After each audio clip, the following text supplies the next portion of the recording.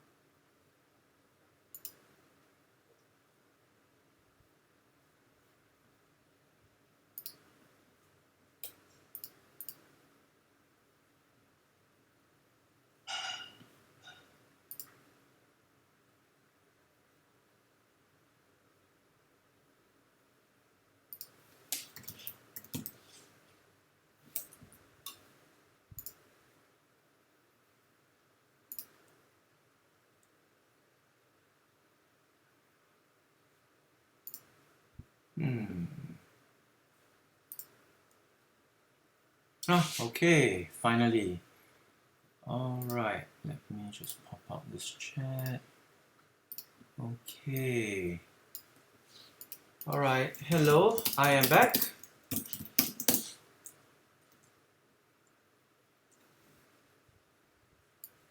I see you're having a little chat amongst yourselves. Alrighty. Okay. Right, okay, finally, can you all see me? If you can, and you can see the software that's in my left hand, can you please just give me a thumbs up in the live chat window so that I know that you can see the PowerPoint slide, the software in my hand, and hear my voice. Okay? Please give me a thumbs up in the live chat if you can hear me, if you can see me, and if you can see the PowerPoint slides on the screen. All right? Thumbs up, please. All right, great. Awesome, awesome, awesome. Great. Thumbs up, I said. Thank you. Yep, wonderful, wonderful, wonderful. Yep. Oh, hello, Javen. All right, yeah. Okay, Ziting, Cheryl. Okay, great. Wonderful. Okay, I think that's it. We can get started. All right. So I was talking about some common errors, and I'm not going to take up more than 20 minutes of your time today. I'm going to go really quick so you can, like, I don't know if you've had your dinner. If you haven't had your dinner, you can go have your dinner. I'm going to have mine after this. Okay. So along the way, please feel free to ask me any questions in the chat bar. You did ask if I could give you the timing. So likely tomorrow's paper 1 English is going to be from 7:50 to 9 a.m. and paper 1 Mother Tongue will be from likely 11 onwards after recess. So I guess 11:15, 11:10 onwards. Okay, I'm not sure about the duration of your Mother Tongue paper, right? Hello, hi Reese, welcome. Okay, so very quickly, I'm going to go through your common errors in composition writing. Okay, so you should see me and you should see some of the errors appearing. All right, let me see if there's anybody else. Yes, please, you are welcome. Okay, let me just send off some messages and then I'll get all the way to you guys soon. Okay, right, just a forward. Righty. Need these slides. Okay. Right. Okay. So common errors. I've been looking through some of your recent compositions, and I've collated some of the errors just to remind you not to make them tomorrow. By and large, you have improved in your writing. You have become more focused on the theme and the picture. Remember, choose only one picture. Remember, write closely to the theme so that everything you write is focused on achieving the theme that is given to you for the writing. It's a narrative, it's a story, so remember to keep your tenses in the past. Okay, so of course, the biggest problem that many of you face is your verb tenses, right? Whenever you're writing a story, a narrative, a personal recount, you're writing about events that took place in the past. So always consistently keep your tenses in the past unless you are writing dialogue or an internal thought. Okay, so reference my composition techniques on content to see how to write internal thoughts and how to write effective dialogue. And don't use too much dialogue. You know who I'm talking about. A few of you love dialogues. Limit your dialogues to 2 or 3. Use them strategically. It's kind of like oral, right? When you're reading the oral passage, there are only 2 or 3 dialogues. Use dialogue sparingly. Okay? Sparingly. Otherwise, it'll be overused. Okay? Hello, Sishan. Yes, welcome, welcome. Okay. Yep. Right, very good. Oscar, well done, welcome. Okay. Raihan, please don't distract the rest, right? They're here to focus on the lesson. Try not to ask any additional questions to distract them from the lesson that's going on. No distracting questions. Please, Raihan, listen quietly. Thank you. Right, the rest of us, let's get down to common errors. So I was saying verb tenses. We often make mistakes with our tenses, okay? So take a look at the first one. The boys were walking towards the bus stop. They saw an old lady who is carrying a bag, a huge bag of groceries. So can you see, were walking is in the past, saw is in the past, and suddenly you have an is here, all right? So you might be trying to say that the old lady is still carrying a bag of groceries, but remember you have to keep it consistently in the past. So is should be changed to was, right? Consistent past tense in a narrative unless in a thought or a speech. Next, verb, noun, verb structures, very tricky. Many of you tend to do this. The children saw the old lady fell. So saw is the first verb in the verb, noun, verb structure. Verb, saw. Noun, the old lady. Verb, fell. So it can't be fell because the tense is carried by the first verb, right? And the second verb is always in its base form. So saw the old lady fall down the stairs. Smelled a foul odor, okay? So 5 senses, saw, smelled, felt. Felt someone touch him, okay? So always second verb is in the present plural or base form. Be very, very alert that you do not make such errors, okay? Related to this, did not, saw, had just ran, okay? Can you see that the first verb carries the tense? Did and had carries the past tense. So the second verb always is in its base form. See and run. In its base form. Very much like the verb, noun, verb structure. Okay?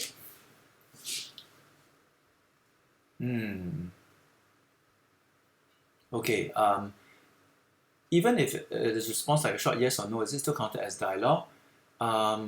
Yes. Try not to say James said yes, okay? Try instead to say James agreed, right? So do not say James said yes, okay? Instead, say something like James agreed wholeheartedly. Okay, that will be a more effective way to signal the agreement of your character. Rather than saying James said yes, Cheryl said no, Ali said maybe, right? Just say that James agreed wholeheartedly, right? Cheryl vehemently refused, okay? Or vehemently refused is one way. Wholeheartedly agreed is another way, all right? What is rhetorical? Okay, a rhetorical question is a question where you already know the answer. So for example, if I ask you, right, you know what to do, don't you? Okay, it's a rhetorical question because I know you know the answer, but I'm just reminding you to do it, all right? Vehemently means strongly in a negative sense. So vehemently refuse means to, like, in a very strong and negative way, turn someone down. Okay, I hope that answered your question, Martin. Lovely. I'm glad that you're all asking questions. Are we allowed to use rhetorical questions in our compositions?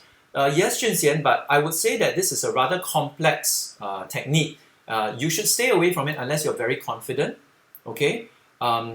So if you're not sure about whether your question is really rhetorical, run it by me first, okay? And then I will tell you if you have the correct technique when it comes to rhetorical questions. But I would not add anything new that you've not tried before in an exam unless you're very confident, okay? I'm not sure I understand you, Jared. I don't know what you mean by what is like a synonym. A synonym? No. A synonym is two words that have the same meaning. Okay? So for example, strong and mighty, they are synonyms, right? I'm not sure if that's what you mean. I'm not really sure what you're trying to compare a synonym to. Okay, so be very careful, right? So, okay, I'm going to go back to the slides now. All right, I hope that that kind of answers your questions.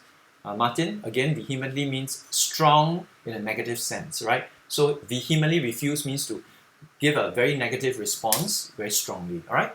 Okay, so did not run, had not seen. So look through all these errors. These are common errors that you make in verb tenses. Right, by the time the children arrived, the old lady fell down the stairs. This is another very common error. You guys do not use enough of the past perfect form. Now, whenever you have two consecutive events, the second event is always marked by the past perfect tense.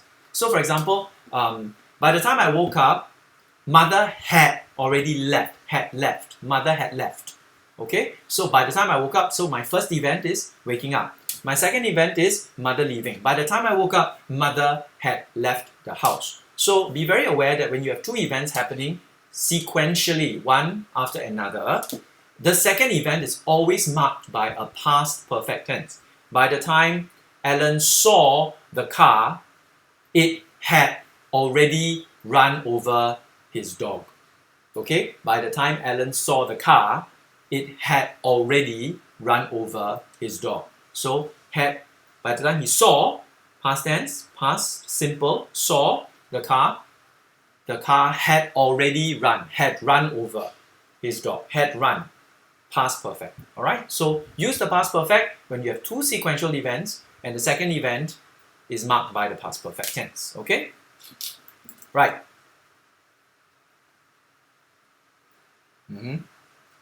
Yes, exactly. Okay? Practice in class, do not practice in the exams. The exams are not the venue for you to try things that are untested. All right? We've tried some things in class. Use the ones that we are confident with. All right? Great, great, great. If you're not sure, write it down and then check it with me tomorrow morning before assembly and then I will give you the go-ahead or not. Okay?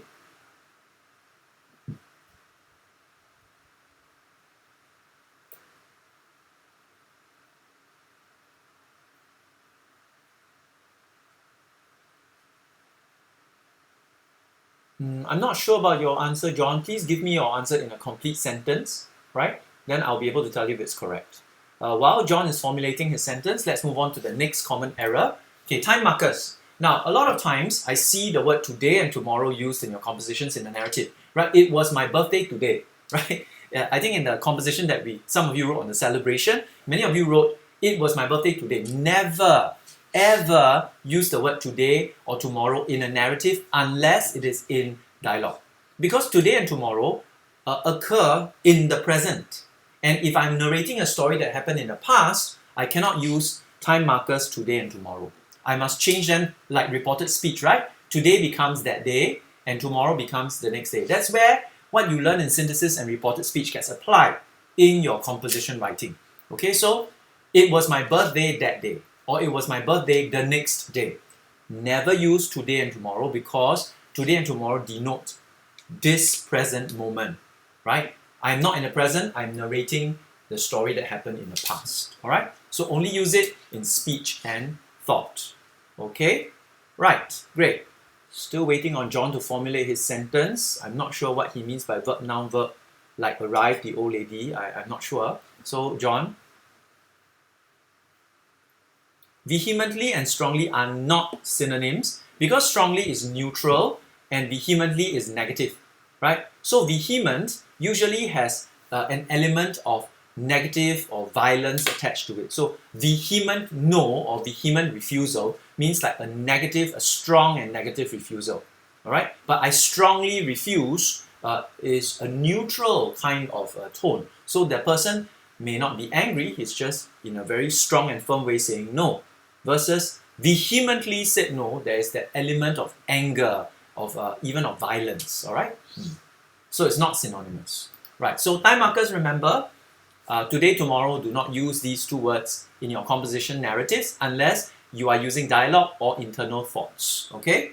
Next, repetitive sentence structures. Okay, do not always start your sentences with the subject. I have told you this many times before. Vary your sentence structures by starting your sentence with something like a participle, a present participle, going to the car. All right, or you can even use gerunds to start. Right, running was his favorite hobby. Okay, so you can use gerunds. You can use present participles like going to the car, James started the engine. So going to the car is a gerund. Okay, and then you can even like merge sentences with and. But later on when I talk about run-on sentences, be careful that you do not overuse connectors and make monster sentences that are too long. Okay, but notice James went to the car, James started the engine, James drove out the parking lot. Very boring, right? Or James went to the car, he started the engine, he drove out the parking lot. Very boring.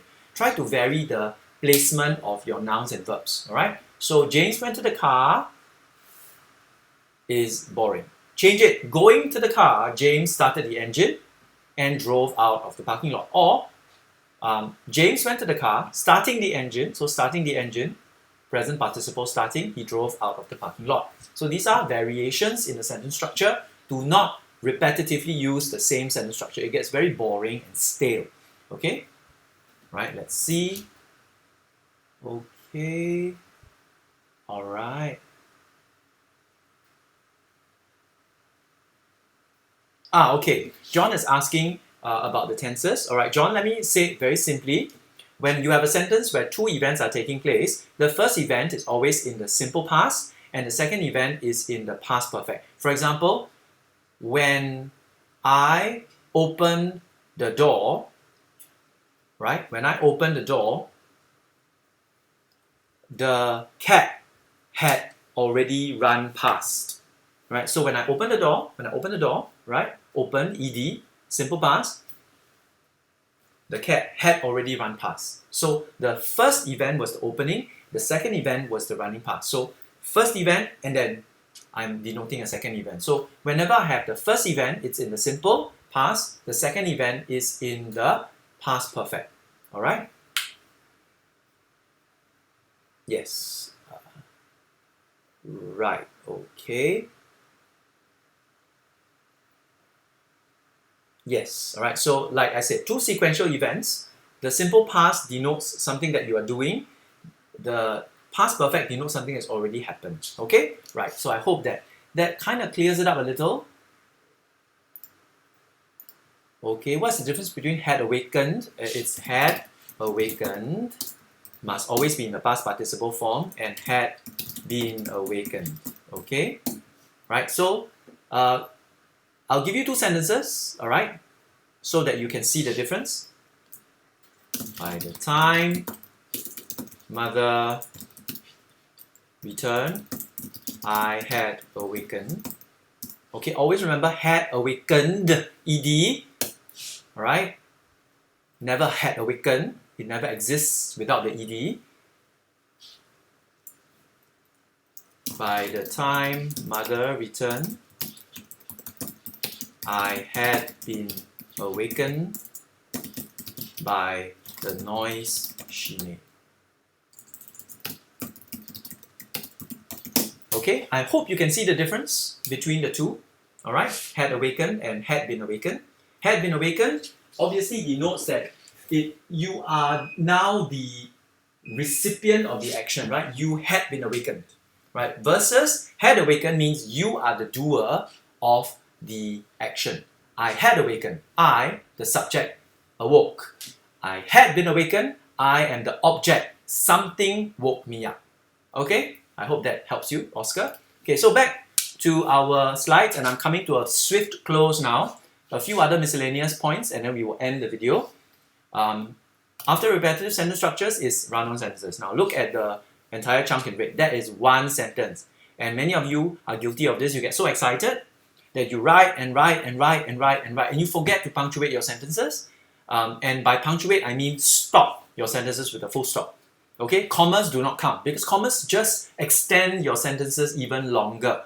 Commas and connectors must not be overused, or your sentences get too long, you cannot complete them in one breath, and they become heavy and awkward and they interfere with your understanding. Okay, so look at the first one. I went to the supermarket yesterday to buy some groceries and I saw my uncle and aunt there, so I decided to go home with them, but I could not find my basket in the supermarket, so we ended up spending an hour spelled wrongly, looking for my missing groceries until we finally gave up and went home. Whew, that's a mouthful.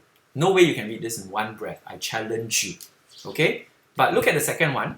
All right, I was at the supermarket shopping for some groceries yesterday when I met my uncle and aunt. Breathe. Deciding to go home with them, I realized that I had lost my basket. Breathe.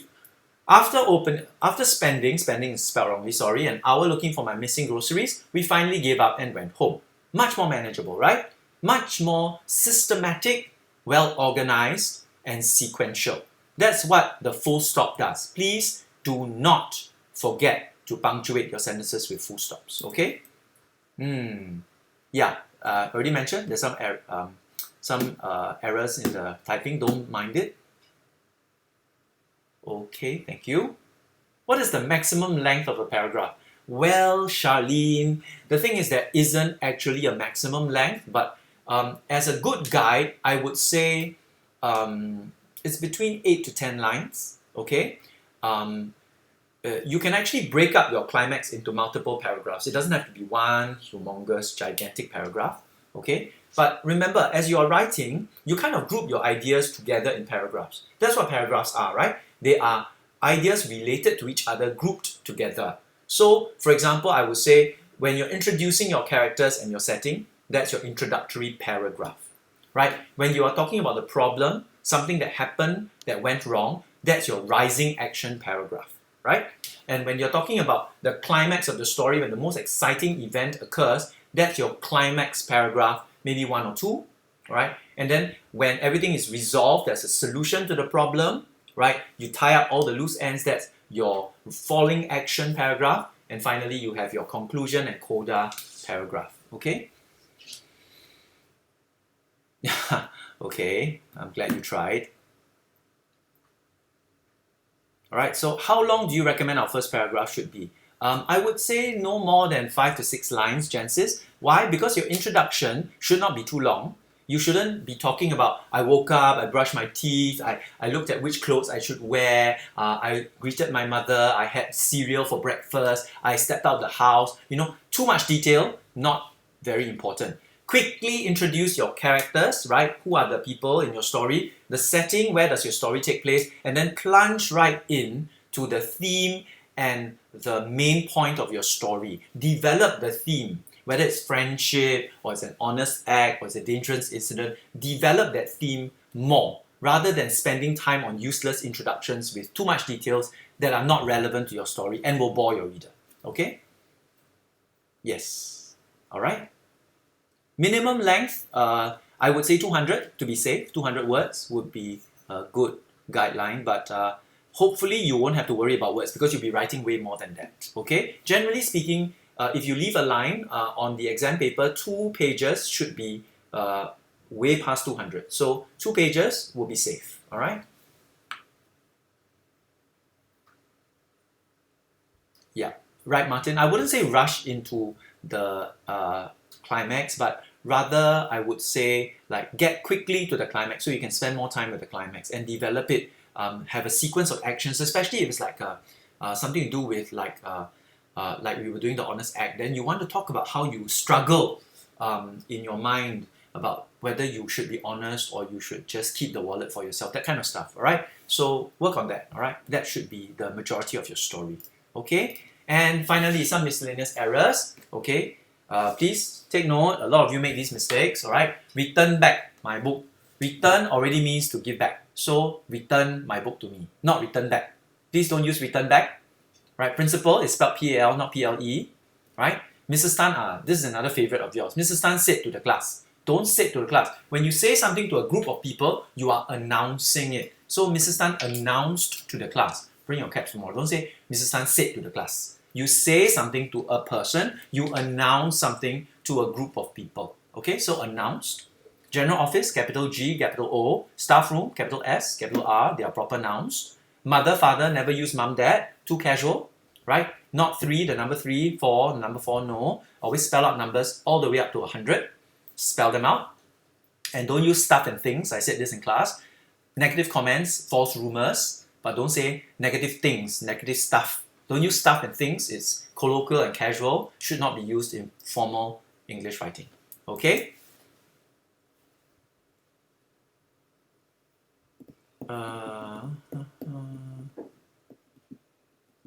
Alright.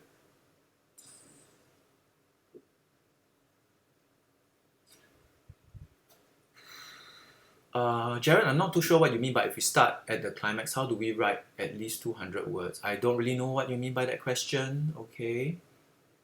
I think you're talking about starting in the middle, right? You're starting in the middle, then you start at the beginning of the story again, and you write the full story. There shouldn't be any problems with 200 words. Okay. Why is general office a proper noun? Because it's a specific place in the school. General office is a specific place. There's only one general office in the school, right? So it is a proper noun. All right. There is no maximum number of words for the climax. Starting in the middle, yes, yeah. Just start in the middle, right? Don't worry about the number of words.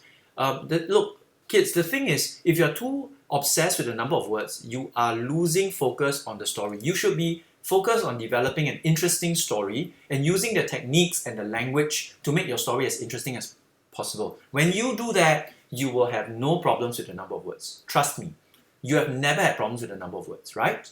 Okay, so don't stress or obsess about the number of words. That's the last thing you should be thinking about. Rather, you should be building your ideas up using the story mountain, thinking about what is your introduction, rising action, climax, falling action, resolution, coda. If you have these 5 ingredients, I guarantee you, you will have the number of words. Okay?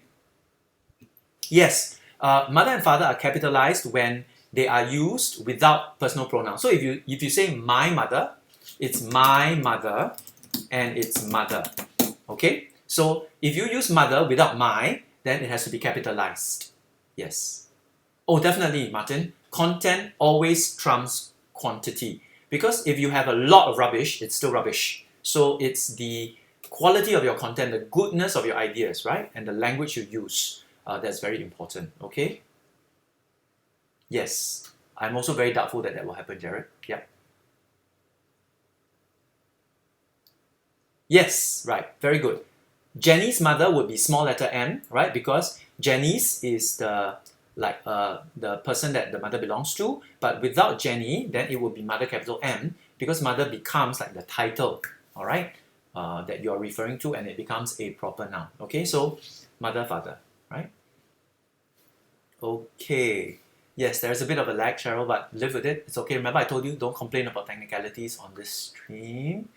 Are there any more questions that you want to ask? Okay, please don't spend too much time on the speed of the stream. Yes, yeah, Genesis, correct. Okay, yeah. Yes. Do you have any more questions about language or content? Remember what Mr. Pang says, try not, in speech, yes, in speech, JJ, yes. But if you want to be safe, because sometimes you forget whether you are writing in speech or you're writing in narrative, if you want to be safe, just use mother, right? That way you will never be wrong.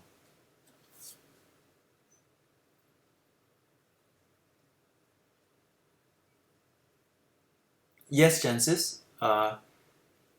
If you're talking about the subject being mother, yeah, mother needs to be capitalized, mother, okay? In speech, do not use Singlish ever, right? Because you never know, some teachers might be very particular, even in like the speech. So just use standard English, okay? Try not to push the boundaries or do something that may be dangerous, okay? Yeah.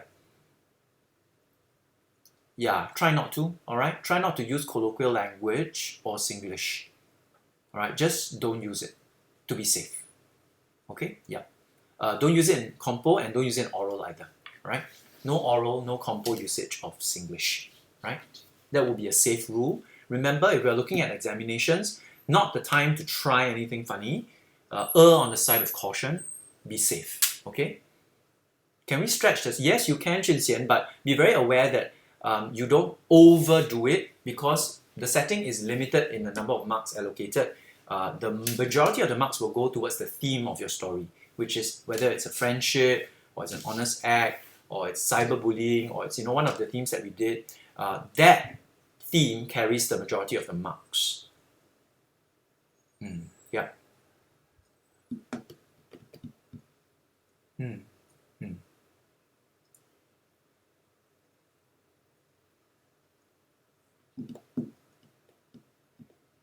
Mm. Yep, Martin, you're right. Climax is the patty of the burger. Yep. The meatier, the better, right? No, Charlene, Singlish will never appear in situational writing in the dialogue. I know what you mean, in the dialogue between the students or something. No, it will not. Okay? I guarantee you it will not. Not in PSLE and not in school examinations. So you wouldn't have to worry about using Singlish because it's given. Yep. Yep, that's right, John. I agree too. Okay, so these are the common errors. I don't want to keep you guys for too long. If you have any more questions, continue to ask. I will keep this chat live. If you have any more queries, just send them over to me. The usual channels. I will gladly answer your questions. Right? If you have done any additional practice or you've written a paragraph you would like me to have a look at to comment on, or if you tried the technique, like someone was asking about synonyms or someone's asking about rhetorical questions, you would like to send them over to me. I will gladly have a look at it this evening and I'll let you know if you're on the right track. Okay?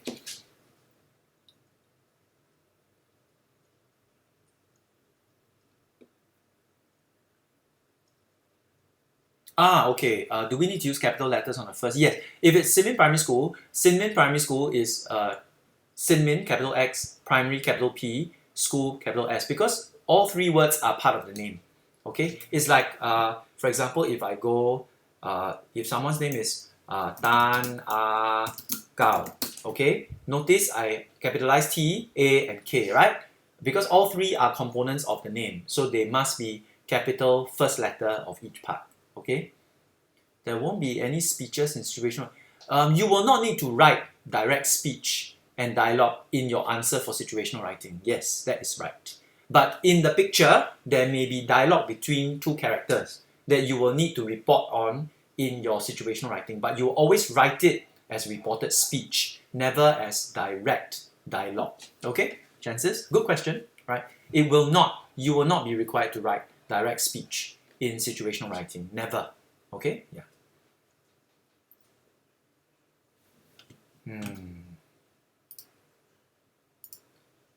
Yes, I would say 15 minutes for situational writing, 5 minutes to check that you have, sometimes you all forget to write your yours sincerely or yours faithfully, you forget to write your polite statement and your situational writing with thank you for your kind consideration. Okay, I was marking your previous one, many of you left out the polite phrase at the end because you were in a hurry to finish. Okay?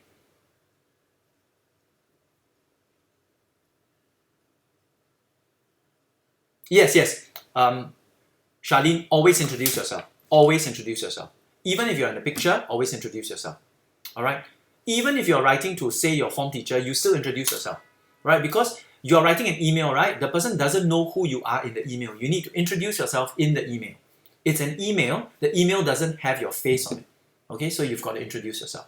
Alright? Yours faithfully, if you do not know the subject, but if you know the subject, yours sincerely, okay? Yours sincerely is spelled like this for a known audience. So if you're writing someone you know, yours sincerely, yours faithfully, again spelled like this for an unknown audience, like sir / madam, okay? So please remember, no, spell out madam. Okay, no short form. Please don't try anything different from what we do in class, JJ. Okay, do not try anything different. Do not try anything that you do not normally write in the exams. Okay, So always stick to what we do in class. If you're not sure, refer to my dozen models and dozen situational writings. Go and refer to it, look at it again, revise. Okay? Tonight, look through, don't sleep too late, right? Any more questions? Any more doubts? If you know which school you are from, or if you are a student, then it would be good to write which school you are from, okay? Right? Even if you are in the same school, you should write which school you are from. Okay, all right. Bye, Cheryl. Go sleep. Right, go sleep. I will stay on for those of you who would like to ask any more questions. Yes, okay.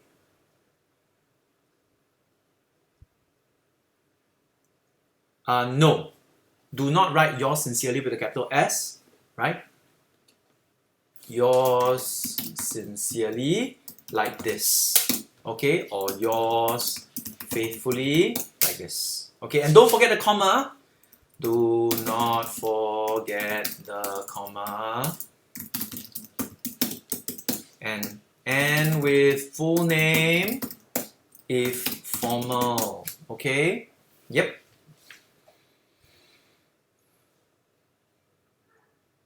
All right, I'm ending the live stream shortly. Any more last questions? If not, if after this live stream you still have questions, you know where to reach me, you know how to reach me, all right? You've got my number. Okay, don't sleep too late tonight, everybody. Promise me you will sleep before 9:30, okay? And take care of yourselves. All right. Good night, everybody.